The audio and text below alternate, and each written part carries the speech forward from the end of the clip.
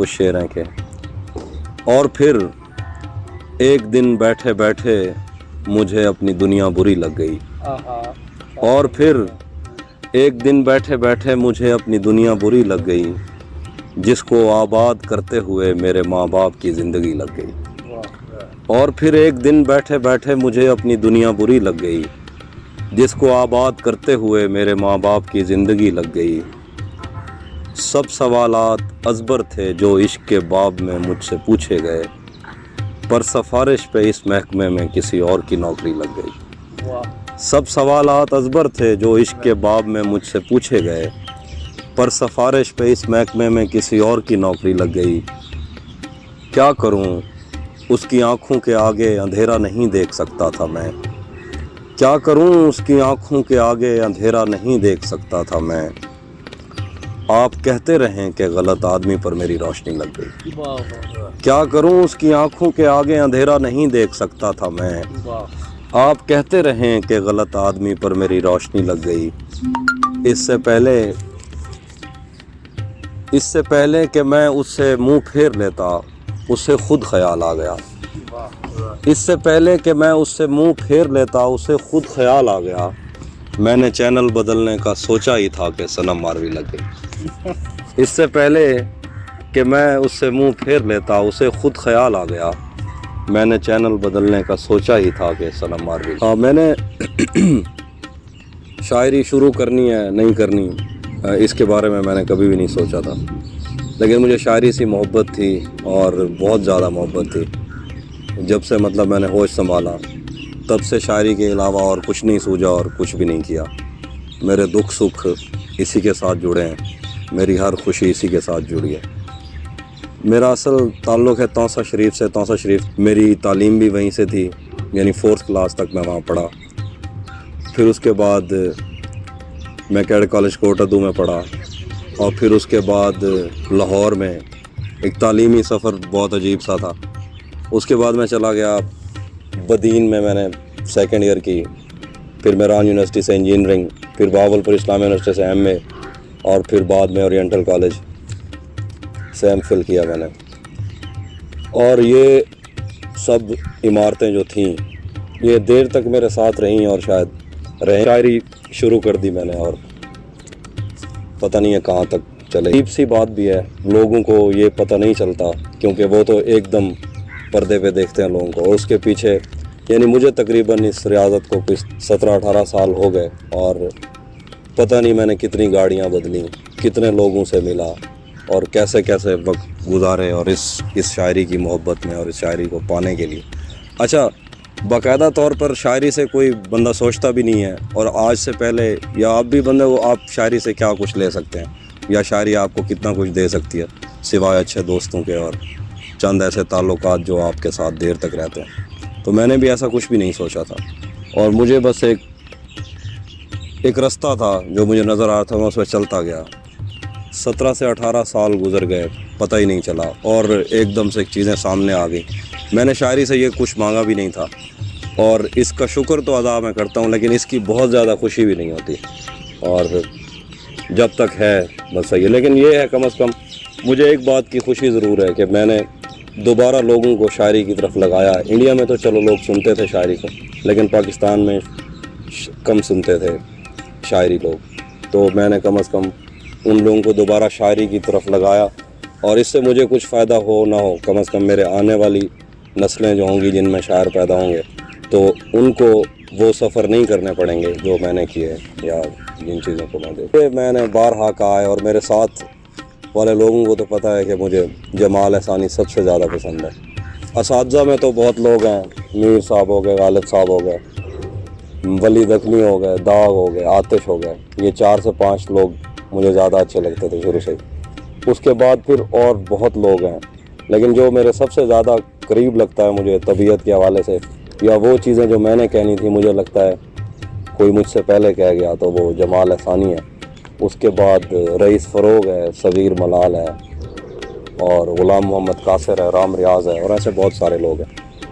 उनको हमेशा पढ़ के अच्छा लगता है। और सही है या गलत मुझे नहीं पता, लेकिन मैं इसी तरह से नज़्म कहता हूँ। और असल बात ही यही है कि मुझे आसानी ही उर्दू कहने में लगती है। वैसे मैं सराकी चीज़ें लिखता हूँ, अगर वो चंद चीज़ें हैं तो वो मेरे अपने लिए हैं। और मैं ये भी ज़ाती तौर पर समझता हूँ कि अगर हम 2 या 3 ज़बानों में बढ़ जाते हैं तो वो हमें समझ नहीं लगती कि हम कब किस ज़बान में सोच रहे हैं और कब किस ज़बान में। तो इसलिए मैंने सिर्फ उर्दू में गज़ल का ना 5% या 10% हिस्सा जो होता है वो इल्हाम होता है, बाकी आपकी मेहनत उसमें बहुत ज़्यादा शामिल होती है और बहुत टाइम लगता है, आप उसको सोचना पड़ता है। यानी मैं ये सोच के लिखता हूँ कि जो एक ज़मीन बनती है शायरी में, वो काफ़िया आपकी ज़िंदगी में एक बार आता है, तो आप उस काफ़िए के साथ ऐसा बर्ताव रखें क्योंकि उसने सारी ज़िंदगी आपको दोबारा नहीं मिलना, कि फिर उसको याद रहे कि मुझे किसी ने बांधा था या इस तरह से। में होता यह है कि कई दफ़ा यूँ होता है कि शायर अभी उस ज़मीन से वाकिफ़ हो रहा होता है और उसको ये लगता है कि उसने गज़ल कह ली। काफ़िया, मिसरे ये अपने टाइम पे खुलती हैं। यानी मेरा तरीका ये है कि जब एक मिसरा मेरे जहन में आया तो मैं उस मिसरे को सोचता रहता हूँ, उसके इम्कानात देखता रहता हूँ, फिर अचानक से कोई एक ऐसा मिसरा आता है बिल्कुल पूरी तरतीब में जो मैंने नहीं सोचा हुआ होता, और यही मेरा शेरी प्रोसेस है। और मुझे यानी कई दफ़ा अच्छा शेर सुनूँ, कोई अच्छी किताब पढ़ लूँ तो मुझे ऐसे लगता है कि जैसे आज कुछ हो जाएगा, आज कुछ शेर हो जाएंगे, तो ऐसा हो जाएगा। तो दश्त क्या गया कि फिर वो बाग मेरे हाथ से चला गया। जी, मैं हमेशा ही ऐसा होता है, यानी मैंने कुछ और सोच के लिखा होता है लेकिन मुझे हर जो बंदा मिलता है वो अलग बात बताता है। और हमेशा से मेरे ख्याल से एक फिल्म थी, मुझे याद नहीं, पोस्टमैन, उसमें एक बात वो करता है कि शायरी उनके लिए नहीं होती जो शायरी करता है, शायरी जो करते हैं उनके लिए नहीं होती, शायरी उनके लिए होती है जिनके काम आती है। तो मुझे शुरू से ये लगता है और फिर मैं इस पर सोचता भी नहीं, और मुझे अच्छा लगता है जब कोई शेर उसको अपने हिसाब से लेता है, मुझे अच्छा लगता है। रहा तो समझे रिवायत की वजह से ही आया होगा, क्योंकि जब हम पढ़ना शुरू हुए तो हमें जो सबसे ज़्यादा जो सामने के इस्तारे थे जो नज़र आते थे उनमें शायद सहरा था, और उसकी एक वजह यह थी कि हम जहाँ रहते हैं आसपास सिर्फ रेत ही रेत है, थल वाली साइड से ताल्लुक़ है, तो सहरा का तो मैं मानता हूँ। लेकिन दरख्तों और दरियाओं से मेरा ज़ाती तौर पर कोई और ही मामला रहा है। यानी मुझे हमेशा से ये लगता है कि अगर आपने मुजस्सम मोहब्बत देखनी है तो वो दरख्तों को देखें।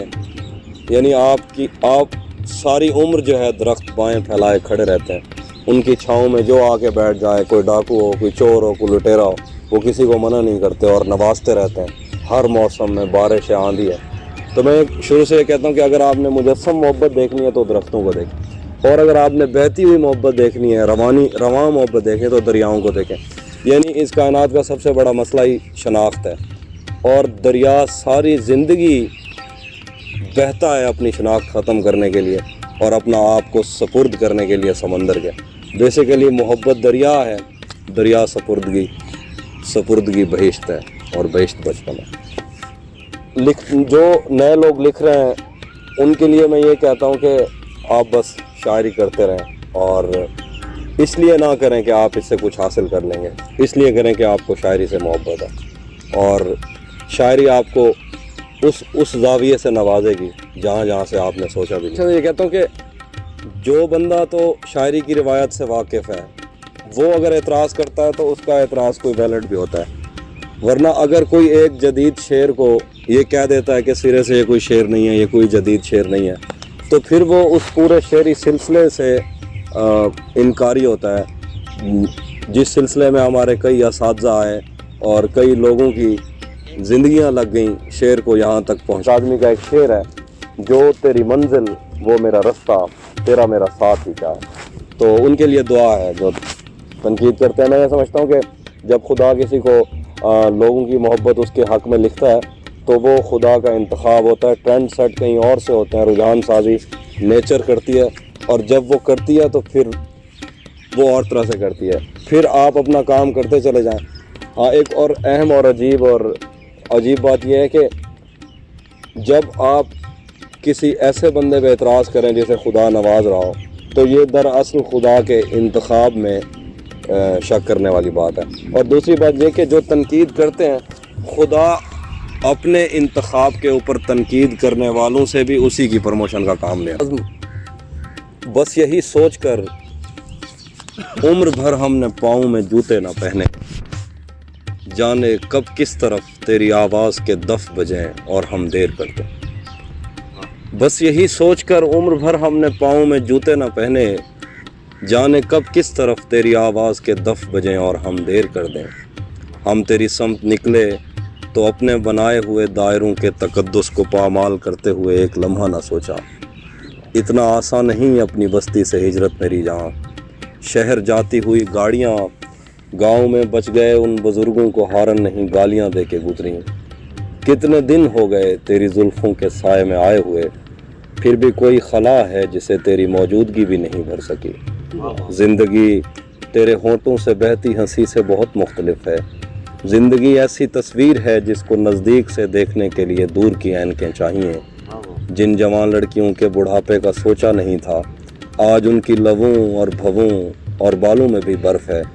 तू नहीं जानती वक्त भी अपनी फितरत में कम ज़र्फ़ है।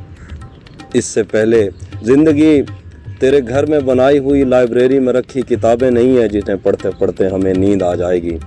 उम्र की आखिरी किस्त में आईना देखने की रिहर्सल निगाहों को खा जाएगी। इससे पहले कि अंदर से आवाज़ आए कि अब मुझ पे हर रास्ता बंद है, आ मेरे पास आ, मेरे सीने पे सर रख।